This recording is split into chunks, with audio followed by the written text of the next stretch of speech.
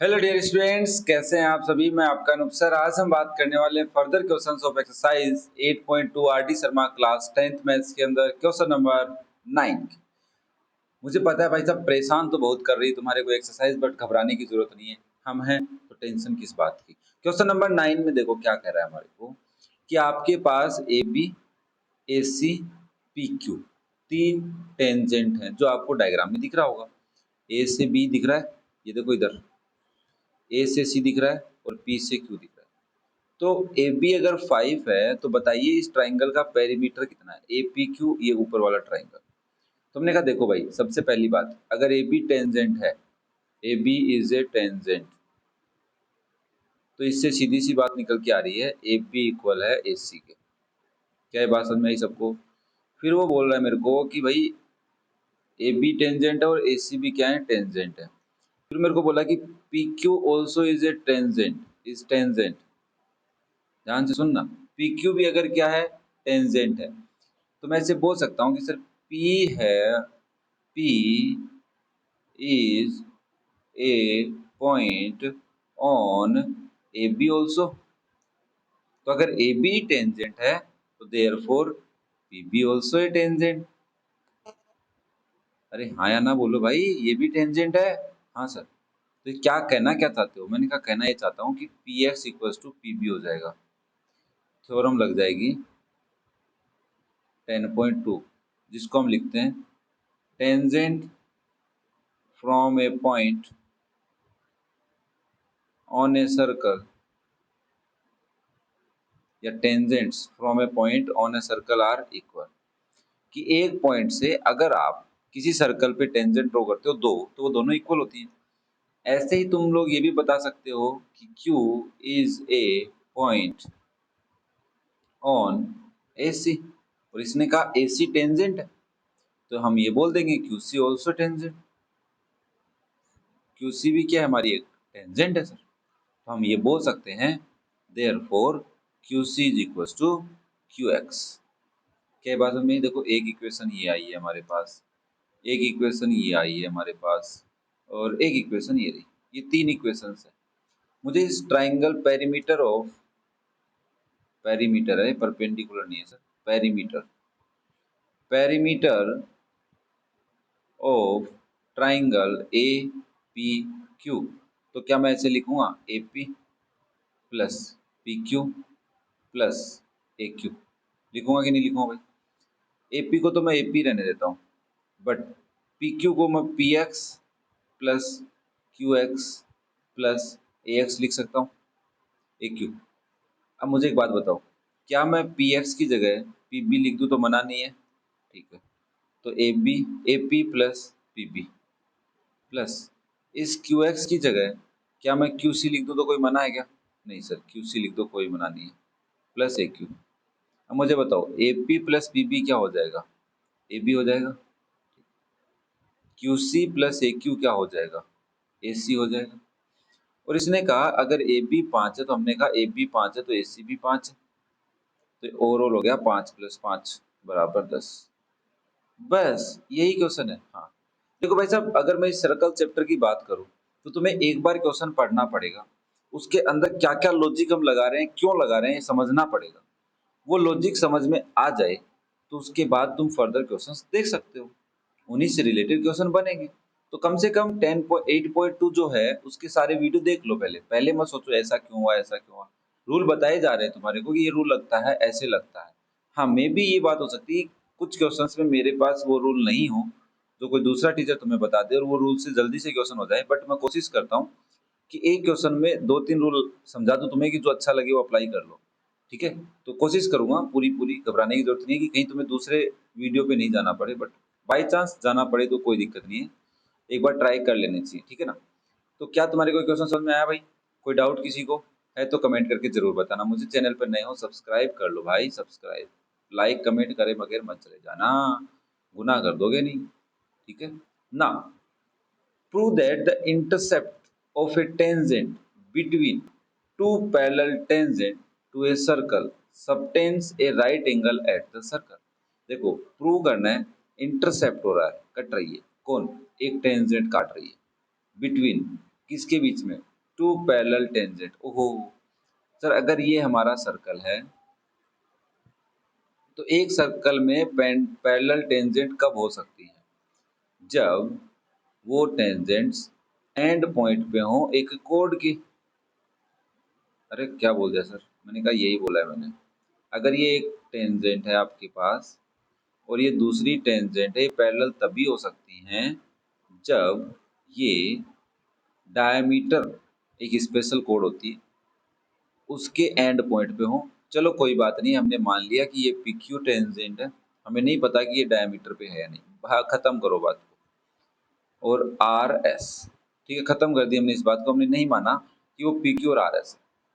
P Q और R S parallel है, तो हमें एक बात ये पता चली है कि P Q parallel R S है। दूसरी बात, इन दोनों से एक टेंजेंट जा रही है जो सर्कल को टच तो करेगी, बट पी क्यू और आर एस को भी इंटरसेप्ट करेगी, इंटरसेप्ट कर रही है।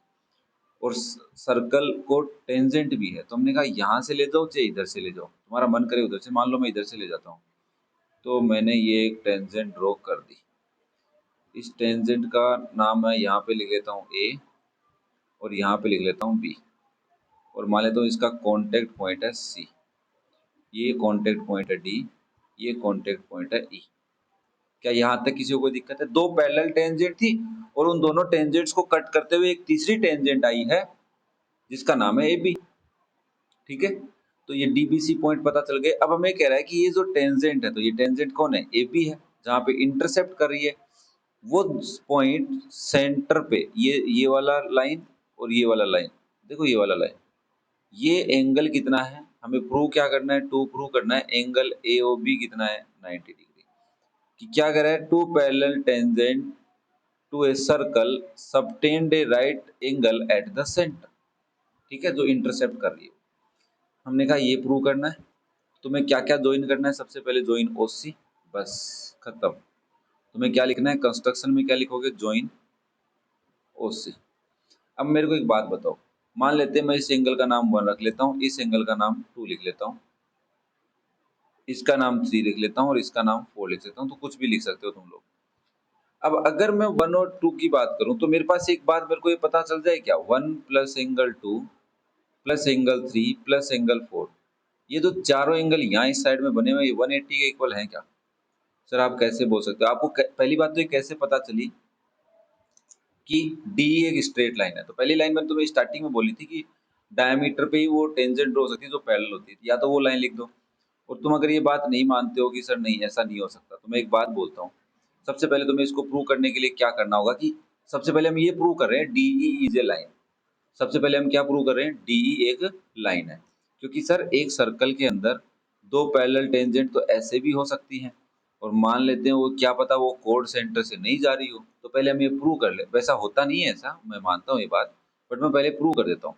तो मैं सबसे पहले ये बोलूंगा, देखो सर ओडी है वो परपेंडिकुलर है पीक्यू पे, क्योंकि रेडियस इज परपेंडिकुलर और टेंजेंट, एंड ओई also perpendicular on R S.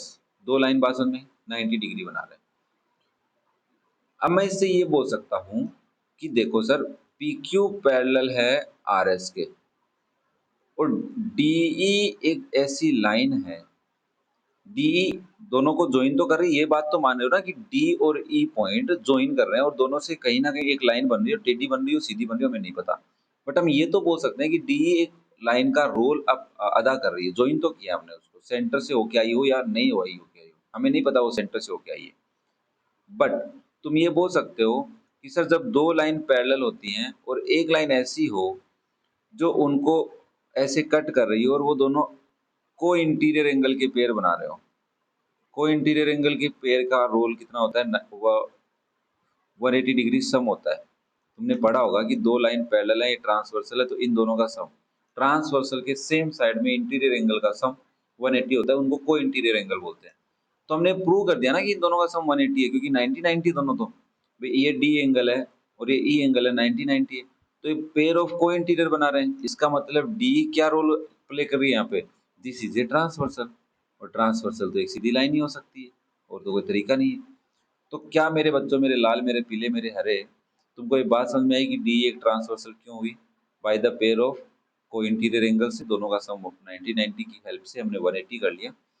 अगर जिसको ये बात थोड़ी ऊपर से जा रही है वो एक बात काम ले ले कि सर अगर हमारे को पैरेलल टेंजेंट ड्रॉ करनी है तो वो always draw from the end point of A diameter, ये प्रूव है।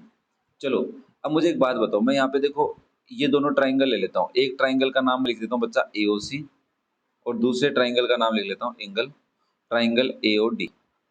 इन दोनों को इक्वल करने का मेरा मोटिव यही है कि 3 और 1 इक्वल आ जाए, 2 और 4 इक्वल आ जाए। तो मैं इस लाइन के अंदर, ये जो लाइन मैंने लिखी है, इस लाइन में 3 की जगह 1 रख दूं और 4 की जगह 2 रख दूं, तो मेरे पास 1 और 2 का सम आ जाए। जो मेरा एंगल AOB बना रहे हैं उनका सम अगर 90 आ जाए तो मेरा काम इजी हो जाए। तो मैंने कहा देखो इन दोनों ट्राइंगल में AO इक्वल AO है, क्यों है? क्योंकि वो कॉमन है, ठीक है।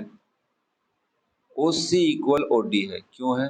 क्योंकि this is the radius of a circle, एक ही सर्कल की बात चल रही है। तीसरी बात, AD इक्वल AC है, these are the tangents from a point, दिख रहा है सबको, कोई दिक्कत नहीं है। तो बाय SSS रूल हम ये बोल सकते हैं triangle AOC is congruent triangle, AO किसके इक्वल है? AO के, OC और D के, तो यहाँ पे D लिखना पड़ेगा और AD, अच्छा AC इधर लिखना चाहिए था, D उधर, सॉरी ये हम गलती नहीं करेंगे। AC इधर लिखूंगा बच्चा और AD इधर लिखूंगा, तो ये ट्राइंगल कॉन्ग्रुएंट हो गए। और कॉन्ग्रुएंट ट्राइंगल में तुम्हें पता ही होता है कि CPCT से तुम एक लाइन लिख सकते हो कि एंगल डी नहीं लिखूंगा, इधर मैं COA लिखूंगा, AOC लिखूंगा। एंगल AOC है वो इक्वल हो जाएगा एंगल AOD के, और AOC का नाम है यहाँ पे एंगल 1, इक्वल हो गया एंगल 3 के। क्या तुमने प्रूव कर लिया? हाँ सर, ठीक है, कोई दिक्कत किसी को नहीं। मैं थोड़ा साइड में चलता हूँ, थोड़ा छोटा कर लेते हैं इसको। अब मुझे कोई एक बात बताओ भाई, मुझको मैं ऐसे बोल सकता हूँ कि ट्राइंगल BOC और एक ट्राइंगल है यहाँ पे बच्चा BOE, क्या तुम बताओगे OB इक्वल OB है, कॉमन है? क्या है बच्चा ये? कॉमन। मैं थोड़ी बातें लिखने की कोशिश करूंगा कि ताकि तुम नोट्स बना लो और तुम्हें समझ में आए। फिर मैं ऐसे बोल सकता हूँ कि OC इक्वल OE है, because these are the radius of a circle. फिर क्या मैं ये बात लिख सकता हूँ कि BC इक्वल्स टू BE है, टेंजेंट्स फ्रॉम B। इतनी बातें बता दो यार मेरे को जल्दी से, किसी को कोई डाउट है तो पूछ लो भाई, कमेंट कर देना यहाँ तक डाउट है, बट पूरा वीडियो देख लेना पहले इस क्वेश्चन का। फिर तुमने लिखा ऐसा, तो बाय SSS रूल मैं ये भी लिख सकता हूँ कि triangle BOC is congruent triangle BO equal BO, OC equal OE और B इक्वल BC, सही है। और मैं CPCT से ये भी बात लिख सकता हूँ कि O पे एंगल बन रहा है BOC, वो इक्वल है एंगल BOE के, और BOC को हमने नाम दे रखा है 2 और इसको नाम दे रखा है 4। क्या इक्वल है भाई? समझ में आया? तो मैं इस लाइन में ये लिख सकता हूँ क्या कि एंगल 1 की जगह क्या लिखूँ? एंगल 1 ही। एंगल 2 की जगह एंगल 2 ही, बट एंगल 3 की जगह मैं एंगल 1 लिख दूँ और एंगल 4 की जगह मैं एंगल 2 लिख दूँ, और ये चारों का सम 180 होगा। तो यहाँ से 2 एंगल 1 आया प्लस 2 एंगल 2 आया, 180 के इक्वल हो गया बच्चा। 2 कॉमन ले लिया आप लोगों ने, एंगल 1 प्लस एंगल 2 कितना हो गया? 180, और इसका मतलब एंगल प्लस एंगल 2, एंगल 1 और एंगल 2 का सम आया 180/2, और 1 और 2 को अगर मैं मिला दूं तो एंगल AOB बन रहा है क्या? That is equal to 90 degree. मतलब जो टेंजेंट इंटरसेप्ट कर रही है टू पैरेलल टेंजेंट्स को, वो सेंटर पे कितने डिग्री एंगल बना रही है? Right angle. क्या ये हेंस प्रूव हो गया भाई? क्या ये हेंस प्रूव हो गया? हाँ या ना बोलो भाई। करना क्या है, दोबारा थोड़ा सा सुनो। सबसे पहले तुम्हारे को दो टेंजेंट पैरेलल बनानी है, उसके लिए तुम्हें लॉजिक याद रखना है। या तो वो टेंजेंट डायमीटर के एंड पॉइंट से बनेगी, अगर डायमीटर के एंड पॉइंट तुम्हारे को दिमाग में नहीं आ रहे हैं तो तुम्हें सबसे पहले डी लाइन को पैरेलल ड्रॉ करनी पड़ेगी, एक लाइन प्रूव करनी पड़ेगी। उसके लिए तुम्हें को इंटीरियर एंगल की हेल्प लेनी पड़ेगी, और दूसरी बात ये बतानी पड़ेगी कि radius is perpendicular on tangent.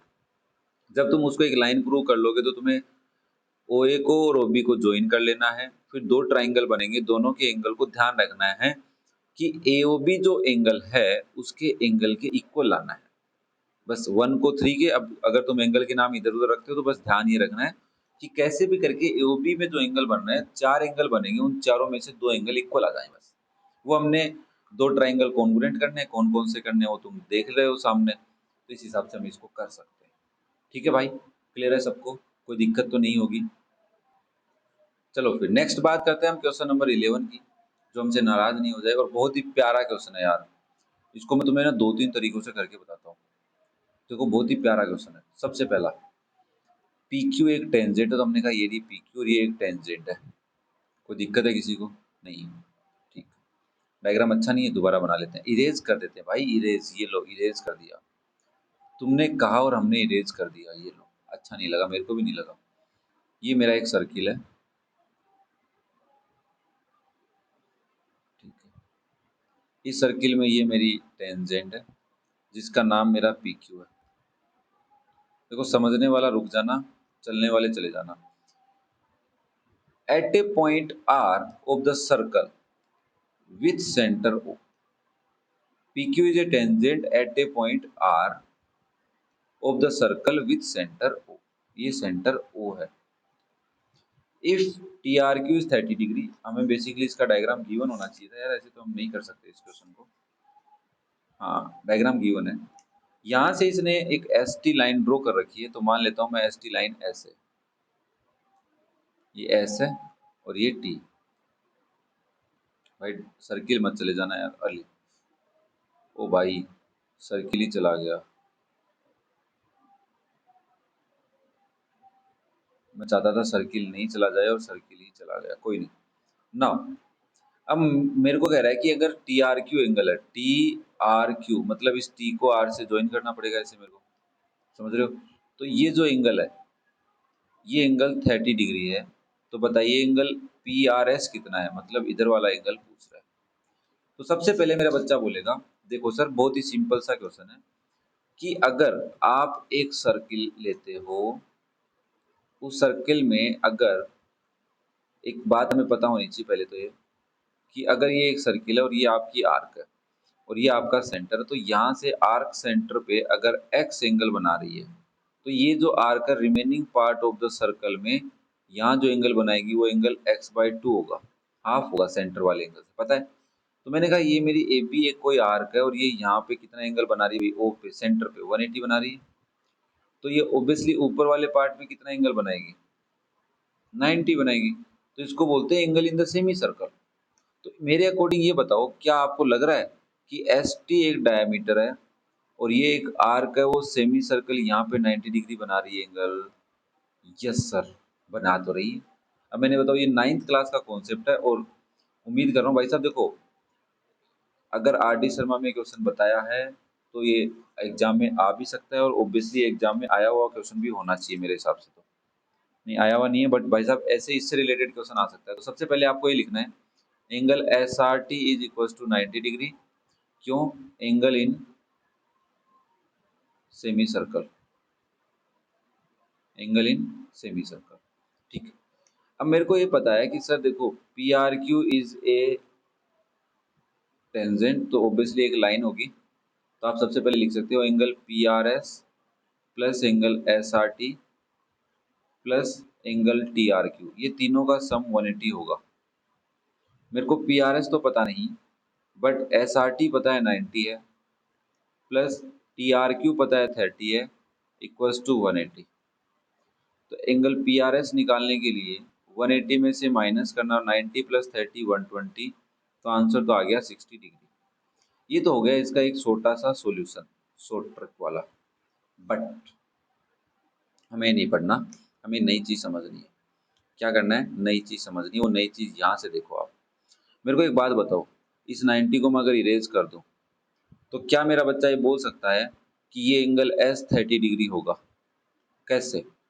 देखो sir, angle R, angle Q R T equal है एंगल आर एस टी के साथ, that is equal to 30 degree, that is alternate segment, alternate segment angle. कैसे? देखो मैंने तुम्हें एक बात बताई थी, अगर आपके पास एक सर्किल है, उस पे एक टेंजेंट है और एक कोड है, तो ये कोड जितना एंगल टेंजेंट के साथ बना रही है उतना ही एंगल दूसरे सेगमेंट में बनाती है। हाँ या ना बोलना भाई, क्या ये बात समझाई हुई है? हाँ। तो इसका मतलब ये है कि सर अगर आप ऐसा बोल रहे हो, अगर आप ऐसा बोल रहे हो तो आप अगर एक बार ओ आर को ज्वाइन कर लो तो ये जो ओ आर है ये परपेंडिकुलर है टेंजेंट पे। ओ आर कहाँ परपेंडिकुलर है? टेंजेंट पे। O R perpendicular on P Q, तो इसका मतलब है angle O R Q is 90 degree. और ओ आर क्यू को मैं लिख सकता हूँ angle O R T plus angle O R T plus angle O Q R T that is equal to 90 degree. और क्यू आर टी 30 डिग्री है तो 30 degree 90 में से माइनस होगा, एंगल ओ आर टी कितना हो जाएगा बच्चा? 60 डिग्री। कितना हो गया? 60 डिग्री। मतलब ये एंगल कितने का है? 60 का। क्या ये बात समझ में आई सबको? हाँ या ना बोलो। हाँ सर समझ में आई। तो मेरे को एक बात बताओ, अगर ये 60 नहीं निकालोगे तो भी काम निकल जाएगा। ये तीसरा पार्ट है क्वेश्चन का। दूसरे पार्ट में ही चलते हैं एक बार। मेरे को एक बात बताओ, मैं ऐसे बोल सकता हूँ sir in triangle S R O S R S O is equal to R O. क्यों भाई? क्योंकि these are the radii of a circle. तो अगर ओ आर इक्वल है बच्चा एस ओ के तो क्या ये एंगल 30 हो जाएगा? तो आप ये बोल सकते हैं therefore angle R S O is equal to angle S R O. क्यों? Angles opposite to equal sides are equal. ये कॉन्सेप्ट है अपने पास कि अगर किसी भी ट्राइंगल में दो साइड इक्वल है तो उसके अपोजिट एंगल इक्वल होते हैं, दो एंगल अपोजिट है तो उसके साइड इक्वल होती है। तो ये जो हेल्प है ना, ये वाली हेल्प अब करेगा तुम्हारे को। मेरे को एक बात बताओ, यहाँ लिख देता हूँ मैं ये दूसरा पार्ट।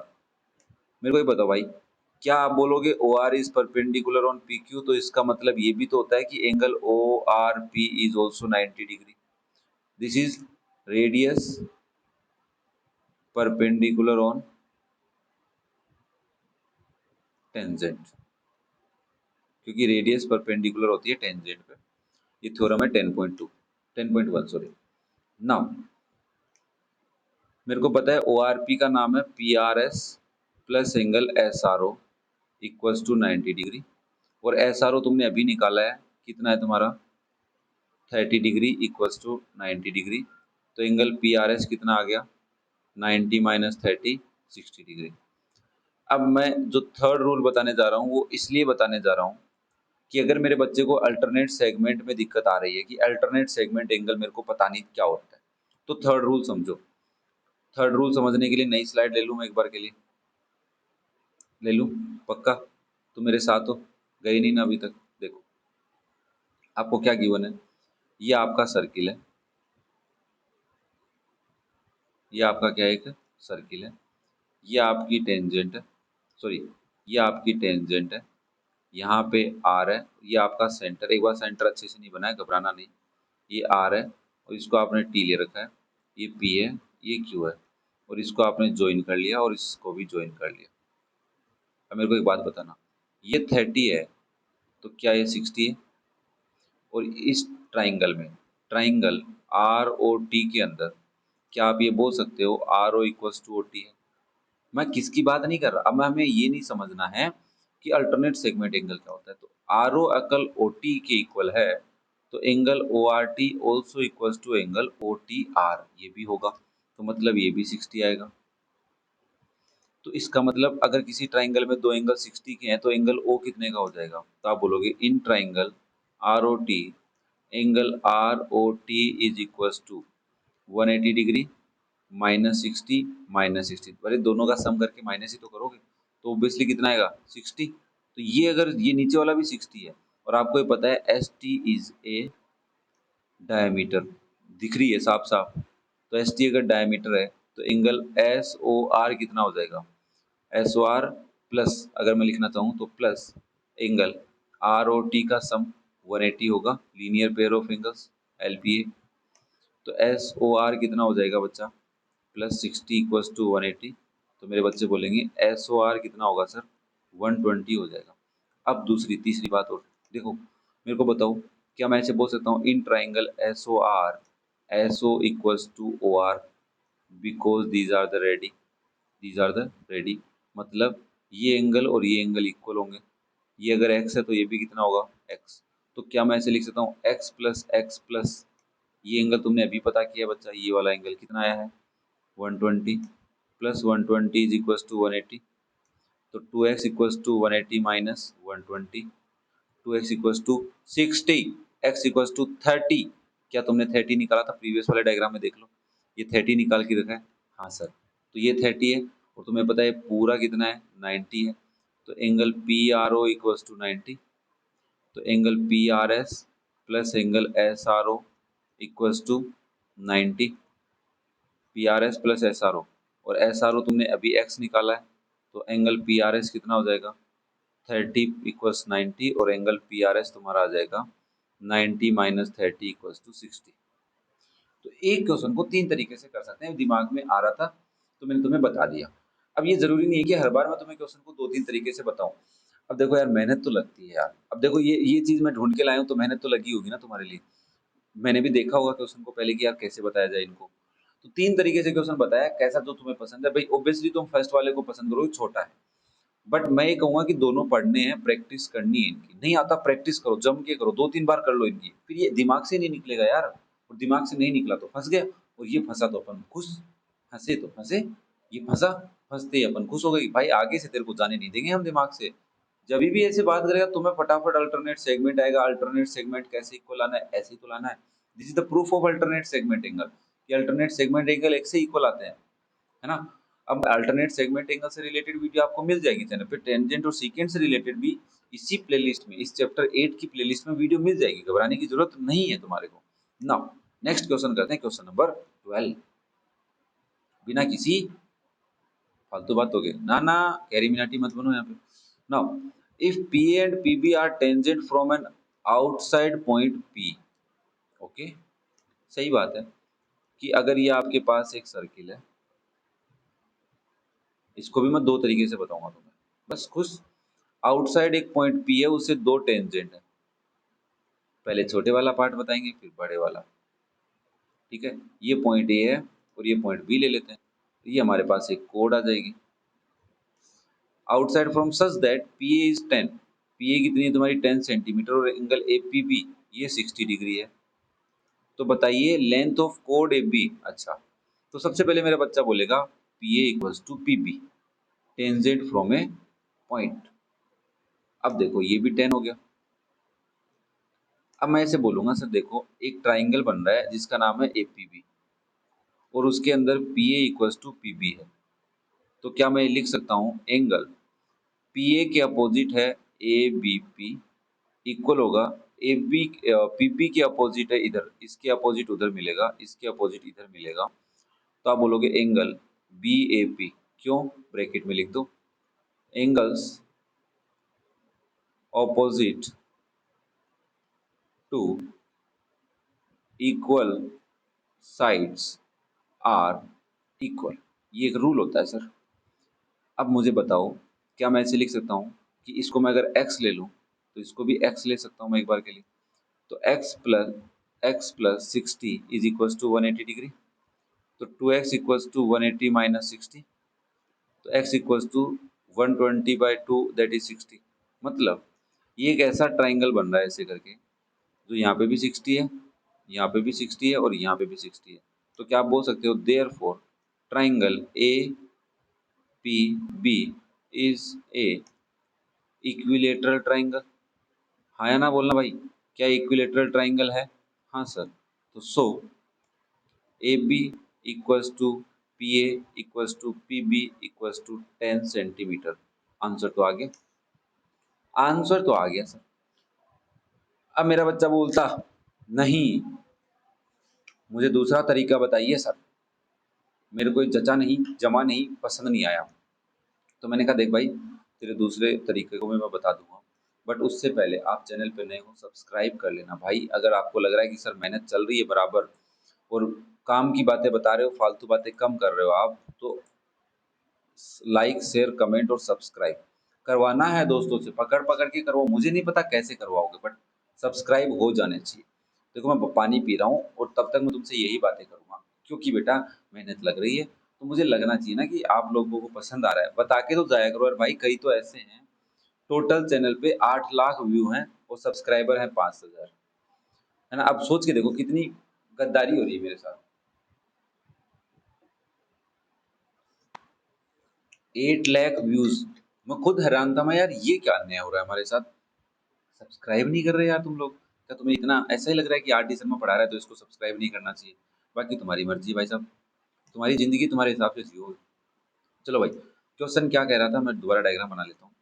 क्या कह रहा है, कह क्या रहा था ये? अच्छा ये वाला है, ठीक है। देखो भाई आपके पास एक सर्किल है, ये 9th क्लास का कॉन्सेप्ट काम में आएगा इसमें। ये पॉइंट पी ले लेता हूँ मैं एक बार के लिए, ये टेंजेंट है और दूसरी टेंजेंट ये है, ये कोड है, ये सेंटर है, ये ए है और ये बी है। सबसे पहले बात, अगर ये एंगल 60 है और मैंने गलती से इसको ज्वाइन कर लिया सेंटर से, ओ ए को और ओ बी को ज्वाइन कर लिया, तो आप मेरे को बोलोगे सर देखो यहाँ पे दो ट्राइंगल बन रहे हैं, एक तो ट्राइंगल ए ओ पी बन रहा है और एक ट्राइंगल बन रहा है बी ओ पी। इन दोनों ट्राइंगल में मैं देखूं तो ए ओ इक्वल है बी ओ के, because these are the radii. ठीक है, ध्यान से देखना, थोड़ा कॉन्सेंट्रेट हो गए। दूसरी बात, sir P O equal P O है क्योंकि ये दोनों में कॉमन है। हाँ, तीसरी बात, मैं दोनों ट्राइंगल को कॉन्ग्रुएंट कर रहा हूँ, A P equal B P है because tangents from a point, from a point, एक पॉइंट से टेंजेंट है, तो बाय, ये पी पॉइंट है ठीक है ना, by S S S congruent rule, triangle A O P is congruent triangle B O P. मैंने सही से नाम पहले लिख लिया था, A O B O P O P A P P P, ठीक है। तो मैं सीपीसीटी से लिख सकता हूँ angle A P O is equal to angle B P O, मतलब ये एंगल भी कितना हो जाएगा 30 और ये एंगल भी कितना हो जाएगा 30, ठीक है। और ये कितना है 90 डिग्री है। क्यों है बताइए तुम्हारे को, मुझे इससे कोई मतलब भी नहीं है, मैं हटा देता हूँ। मेरे को एक बात पता है कि सर अगर आप किसी भी सर्कल पे, ध्यान से सुन लेना, सेंटर से किसी भी कोड के ऊपर, सेंटर से किसी भी कोड के ऊपर एक लाइन ड्रॉ करते हो और अगर वो परपेंडिकुलर है तो वो उसको बाइसेक्ट करेगी, अगर वो परपेंडिकुलर है तो वो उसको क्या करेगी, बाइसेक्ट करेगी। अब हमें प्रूव करना है कि ये परपेंडिकुलर है। कौन, ये जो ओ से लाइन जा रही है ये पी की तरफ, ये इसको मान लेते हैं डी पॉइंट पे कट कर रही है, ये इसको परपेंडिकुलरली कट कर रही है। क्या मेरी बात समझ में आ रही है सबको? मुझे क्या प्रूव करना पड़ेगा कि O D is perpendicular, O D क्या है, परपेंडिकुलर। ये प्रूव कर लूंगा तो मेरा काम थोड़ा इजी हो जाएगा। तो क्या इसका कोई शॉर्ट ट्रिक है बेटा? सर तो मैंने कहा नहीं, दोबारा ट्राइंगल लो। कौन सा?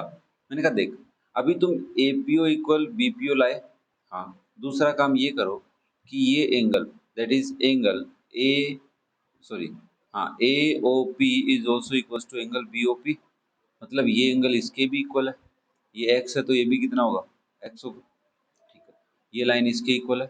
अब तुम ये बोलो कि सर देखो एक ट्राइंगल बन रहा है, in triangle A O D and triangle B O D, देखो sir A O equal B O है, रेडियस है, और और और angle A O D equal है एंगल बी ओ डी के, हाँ, और ओ डी इक्वल है ओ डी के, कॉमन है। तो by S A S congruence rule या कॉन्ग्रुएंट रूल हम ये बोल सकते हैं कि ट्राइंगल, यहाँ से बोल देता हूँ मैं इधर, कि triangle A O D is congruent triangle B O D. इससे ये प्रूव होता है कि angle A D O equal है एंगल बी डी ओ के। ध्यान से समझना कि ये एंगल अगर 90 है, सॉरी ये एंगल है ना, ये वाई, मैं इसको इरेज कर देता हूँ एक्स को, यहाँ पे मैं वाई लिखता हूँ, तो ये वाई एंगल वाई के इक्वल है। और ऑब्वियसली ये एक क्या है, सीधी लाइन है, दिख रही है ना, कोड है, तो तो आप ये बोलेंगे सर देखो कि y plus y equals to 180, तो y की वैल्यू आ गई 90। अब ये इस पे क्या आ गया, परपेंडिकुलर। तो अगर y इधर परपेंडिकुलर तो इधर भी परपेंडिकुलर ही होगा ना, नीचे भी परपेंडिकुलर होगा। अब पकड़ में ये बात कि triangle A D P is right angled at D. अब देखो, तुम्हें आगे से एक बात याद रखनी है कि जब भी किसी एक्सटर्नल पॉइंट से आप दो टेंजेंट ड्रॉ करते हो, तो उस एक्सटर्नल पॉइंट को जब सेंटर से ज्वाइन करोगे तो जो कोड बनेगी, उस कोड को, वो जो सेंटर वाली लाइन है जो एक्सटर्नल पॉइंट को ज्वाइन कर रही है, वो उसको परपेंडिकुलर बाइसेक्ट करेगी। इस लाइन को भी क्या करेगी, बाइसेक्ट करेगी। यहाँ बाय सिंप्लिसिटी तुम एक लाइन और भी लिख सकते हो, लिखनी पड़ेगी तुम्हें, लिखोगे क्या, A D is equals to B D, ये लिखनी पड़ेगी, इसके बगैर क्वेश्चन ही नहीं होगा। तो हमेशा ध्यान रखना, कोड को सेंटर से एक लाइन जो एक्सटर्नल पॉइंट को ज्वाइन करती है वो उसको परपेंडिकुलर बाइसेक्ट करती है। दूसरी बात, यहाँ पे जो लाइन आई है ये ओ से, सेंटर से, ये इस वाले एंगल को भी बाइसेक्ट करती है। दो बातें याद भी रखनी है और इसका प्रूफ भी पता होना चाहिए कैसे। एग्जाम में प्रूफ लिखोगे बहुत अच्छी बात है, बट अगर एक नंबर वाले क्वेश्चन में लिख रहे हो तब तो गलत बात है। 4-5 नंबर का है तब पूरा प्रूफ लिखना पड़ेगा ना। अब मुझे एक बात बताओ, क्या राइट एंगल ट्राइंगल है? तो मैं इसमें, यहाँ 10 लिखा हुआ है मेरे पास और यहाँ पे 10 लिखा हुआ है, तो क्या मैं इसमें साइन कोस 10 लगा सकता हूँ? तो मेरे पास 30 डिग्री के अपोजिट, इसको क्या बोलेंगे, परपेंडिकुलर, ये हाइपोटेन्यूज। तो अगर परपेंडिकुलर पता चल गया एडी, तो मुझे बीडी भी पता चल जाएगा। तो कौन सा लगाऊं, परपेंडिकुलर अपॉन हाइपोटेन्यूज क्या होता है, साइन थीटा होता है। तो परपेंडिकुलर मेरा है एडी, हाइपोटेन्यूज मेरा है एपी, साइन थीटा की वैल्यू 1 अपॉन, और साइन थीटा कितना हो, कौन सा sine theta, sine 30, sorry 1 upon कहाँ लिख रहा हूँ मैं, साइन 30, और साइन 30 कितना होता है 1/2। तो एडी मुझे पता है क्या, नहीं पता, पता करना है। एपी कितना है 10 इक्वल्स टू 1/2। तो क्या यहाँ से एडी तुम्हारा 5 आ गया? अब ध्यान से देखो, एडी अगर 5 है तो बीडी भी 5 है, और एडी बीडी को मिला के एबी बन रहा है क्या, AB equals to AD plus BD हो रहा है, और एडी 5 है, बीडी 5 है, तो आंसर कितना आ गया बच्चा, 10। क्या दिल खुश हुआ तुम्हारा? मैं पीछे इसलिए जा रहा हूँ क्योंकि आगे नहीं आ जाऊँ, नहीं आया क्या, दिल खुश हुआ? थोड़ा सा लेंदी क्वेश्चन है भाई, लेंदी तो सर्कल चैप्टर पढ़ रहे हैं, सारे ही लेंदी है, तो बस तुम्हें समझना है, बट आराम से बैठ के समझो। एक क्वेश्चन समझ में नहीं आया उसको 2 बार लिखो, 3 बार लिखो। जब लिख लोगे ना तब जो मजा आएगा, उस मजे को तुम मतलब बयां नहीं कर सकते, मुख जवानी बयां नहीं कर सकते। अब अगर मैं क्वेश्चन नंबर 13 की बात करूं, तो इसको भी तुम बयां नहीं कर सकते हो, करना पड़ेगा इस क्वेश्चन को 2-3 बार। मेरी नजरों के सामने ये रहा क्वेश्चन नंबर 13, मेरी नज़रों के सामने ये रहा क्वेश्चन नंबर 13। मैं इसका थोड़ा सा एक बार इसको छोटा कर लेता हूँ, और छोटा कर लेता हूँ। मुझे पता है क्वेश्चन थोड़ा मेरा टाइम लेगा और जगह भी लेगा, ठीक है ना। ना, ये क्वेश्चन नंबर 13 बहुत ही प्यारा क्वेश्चन है। कह रहा है कि आपके पास एक राइट ट्राइंगल है ए बी सी, जिसमें एंगल बी 90 डिग्री है। तो मैंने कहा ठीक है, ये मेरा एक ए बी सी है, थोड़ा बड़ा बनाऊंगा, मेरे को पता है क्वेश्चन के अकॉर्डिंग रिक्वायरमेंट है। ये मेरा क्या है, यहाँ पे बी है जो मेरा 90 डिग्री है, यहाँ पे सी ले लेता हूँ और यहाँ पे ए ले लेता हूँ। तो मेरे को बात बताओ, अगर मैं इसको एंगल 1 बोलूँ और इसको एंगल 2 बोलूँ, तो आप मना तो नहीं करोगे ना मेरे को? तो मेरे बच्चे बोलेंगे क्या कि एंगल 1 प्लस एंगल 2 90 डिग्री है। हाँ या ना बोलो भाई मेरे बच्चों, क्या एंगल 1 और 2 90 डिग्री है? हाँ सर, ठीक। फिर उसने कहा है a circle is drawn with A B as a diameter. तो मैंने कहा यार ए को मैं चेंज कर लेता हूँ, नीचे ले आऊँ, थोड़ा अच्छा लगेगा मेरे को। सी यहाँ लिख देता हूँ, ए यहाँ लिख देता हूँ, कोई गलत तो है नहीं। तो अगर मैं ए बी को डायमीटर लूँ तो बीच में कहीं ना कहीं सी आएगा और ये इक्वल आएगा। हाँ या ना बोलो? हाँ सर। तो ये ओ ले लेता हूँ, इसको सी नहीं ओ, ये सेंटर हो गया। मैं इसे सर्किल ड्रॉ करूंगा तो कुछ ऐसा ही ड्रॉ होगा, ये यहाँ से होके ऐसे जाएगा, ऐसे सर्किल बनेगा कि नहीं बनेगा भाई अपना? बनेगा, ठीक। इंटरसेक्टिंग द हाइपोटेन्यूज, तो ए सी इज आवर हाइपोटेन्यूज, इसको इंटरसेक्ट कर रहा है पी पॉइंट पे, intersect AC at P. Prove that the tangent to the circle at P bisect BC।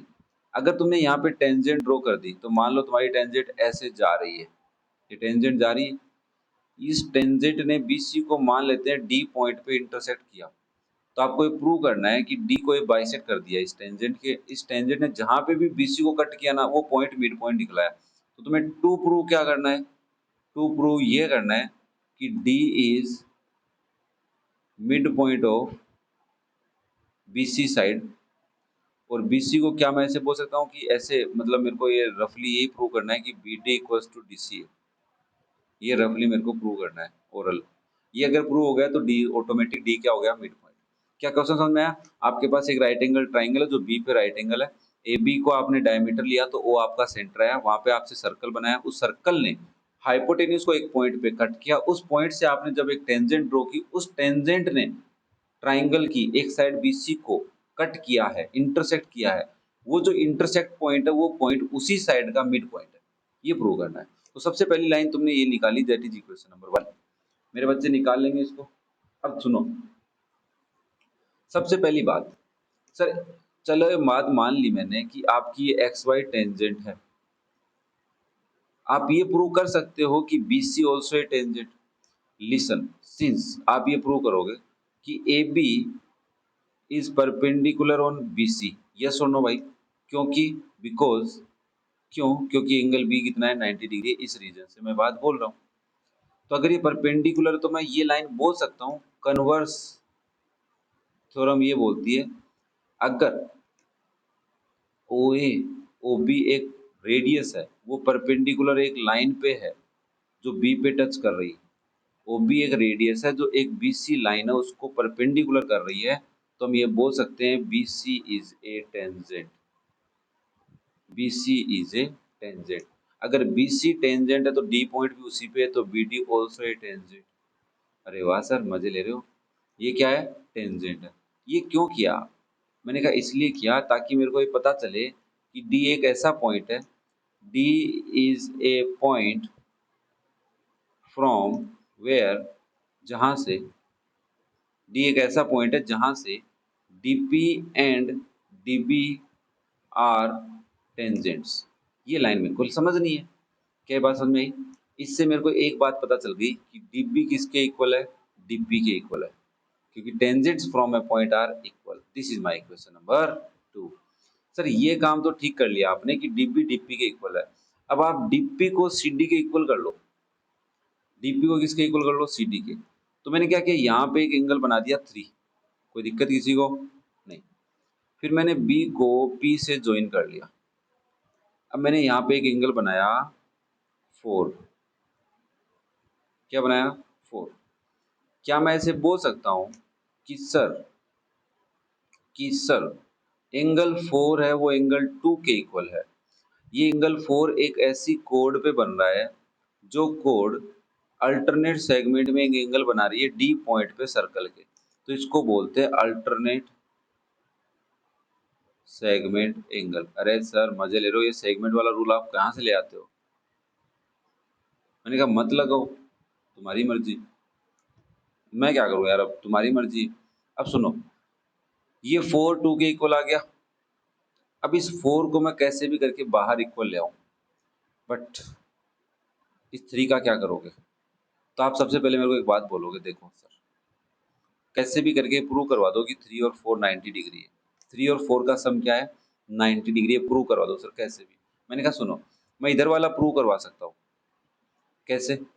देखो सर, ये मैंने परपेंडिकुलर ड्रॉ किया ओ से टेंजेंट पे, तो टेंजेंट पे तो हमें जाना भी नहीं है सर। कहाँ ले जा रहे हो आप टेंजेंट पे? ये मत लाओ सर, टेंजेंट मत लाओ सर। मैंने कहा हटा देता हूँ भाई, ये ले तेरी सॉरी सेंटर से रेडियस हटा दे। क्या मैं ये बोल सकता हूँ कि ये एंगल 90 डिग्री है? ऐसे कैसे बोल सकते हो सर?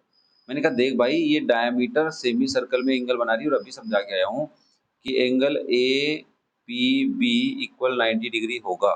क्यों होगा? Angle in semi circle. अरे सर कितनी बड़ी बात, कहाँ इतनी कैसे याद रखेंगे? मैंने कहा कोई दिक्कत नहीं है। तो इससे तुम ये बोल सकते हो कि sir A C is a line, A C मेरी एक लाइन है, और मैं बोल सकता हूँ एंगल सी पी बी और एंगल बी पी ए दोनों का सम 180 होगा। एक लाइन पे ऊपर दो एंगल बन रहे हैं, 3 + 4 को देखो, सी पी बी और बी पी ए, CPB की जगह मैं एंगल 3 प्लस एंगल 4 लिख सकता हूँ, इसकी जगह 90 इक्वल 180। तो ऑब्वियसली मेरा एंगल 3 और 4 का सम भी कितना आ गया, 90 आ गया। अब ये इक्वेशन नंबर हो गई तुम्हारी 3। एक ये वाली इक्वेशन तो लिखी नहीं हमने, इसको इक्वेशन नंबर ले लो 3 और इक्वेशन नंबर 4 ले लो सर। तो देखो ये अब काम हो जाएगा। देखो तुम्हें क्या प्रूव करना है, 3 किसके इक्वल है, 1 के इक्वल। तो मैं इस 4 की जगह 2 रख लूँ, तो बाय इक्वेशन नंबर 3 एंड 4 मैं इतना काम कर लेता हूँ, 3 प्लस 4 की जगह 2 लिख दिया, 90 डिग्री हो गया। ये मेरी इक्वेशन नंबर 4 एग्जाम्पल 5 बन गई। और मैं इक्वेशन 1 एंड 5 से बोल सकता हूँ बाय इक्वेशन 1 एंड 5। आगे तो नहीं आया, मैं एक बार चेक कर लेता हूँ, आगे तो नहीं आया, नहीं अभी तक नहीं आया, बट आ जाऊँगा। 1 एंड 5 से मैं ऐसे बोल सकता हूँ कि एंगल 1 प्लस एंगल 2 का सम एंगल 3 प्लस एंगल 2 के इक्वल है। 2 से 2 कट जाएगा, एंगल 1 किसके इक्वल आ गया, एंगल 3 के। क्या लाइन समझ में आई, एंगल 1 3 के इक्वल है। तो यहाँ पे आप बोलोगे इन ट्राइंगल CDP, एक ट्राइंगल है CDP, हमारे पास एक ट्राइंगल है जिसमें एंगल 1 किसके इक्वल है, एंगल 3 के। तो side opposite to equal angle के रूल से CD इक्वल आ जाएगा PD के। Side opposite to equal angles, sides opposite to equal angles are equal, कि इक्वल एंगल के अपोजिट जो साइड होती है वो इक्वल होती है। तो ये देखो देखो देखो, थोड़ा ऊपर चलो बाबा, इक्वेशन नंबर 2 और इक्वेशन नंबर 6, क्या तुम ऐसे बोल सकते हो कि DB DP के इक्वल है और CD भी DP के इक्वल है। तो बाय इक्वेशन नंबर 6, और ये कहाँ लिखूं मैं यार, अब मैं इसको थोड़ा छोटा कर लेता हूँ और भी, अब तुम्हारे को समझ में आ जाएगा। अब आप लोग बोलोगे by equation number 2 and 6 BD is equals to CD, ये बोल दोगे। तो क्या इससे प्रूव हो रहा है, तो therefore D is mid point of BC। थोड़ा सा पेचीदा काम था, बट समझना पड़ेगा क्यों करना पड़ रहा है। मैंने एक तुम्हें हिंट भी दी है कि क्यों इक्वल करना है, कि मुझे अगर 1 और 3 इक्वल मिल जाए तो मेरा काम इजी हो जाए। 1 और 3 को इक्वल करने के लिए हमने थोड़ी सी कार्रवाई की है, वो कार्रवाई समझनी पड़ेगी। क्वेश्चन बड़े इंटरेस्टिंग हैं, बहुत ही लेंदी भी हैं, बहुत ही मज़ेदार भी हैं, वीडियो भी लंबे हो रहे हैं, छोटे छोटे पार्ट्स। अब आज आपने 5 क्वेश्चन किए, 9 10 11 12 13, बट 50 मिनट लगे अपने को। क्यों लगे तुम्हें भी पता है, चीज़ें समझाई गई हैं तुम्हारे साथ, कोई मजाक नहीं किया गया है। एकदम पेड कोर्स की जो क्लासेस होती है वैसे करवा रहा हूँ। अब यार और क्या चाहिए तुम्हारे को, तो कमेंट करके बताना। मेहनत अगर तुम्हारे को ऐसे लगे कि हाँ सही चल रही है, तो मुझे प्यारा भरा कमेंट, लाइक शेयर और सब्सक्राइब करते रहना, बाकी तुम्हारी मर्जी है, कोई दिक्कत नहीं है, मैं तो ऐसे ही पढ़ाता रहूँगा भाई साहब। ओके, तो thank you for watching the video, love you all, have a nice day and best of luck for your future, bye बेटा।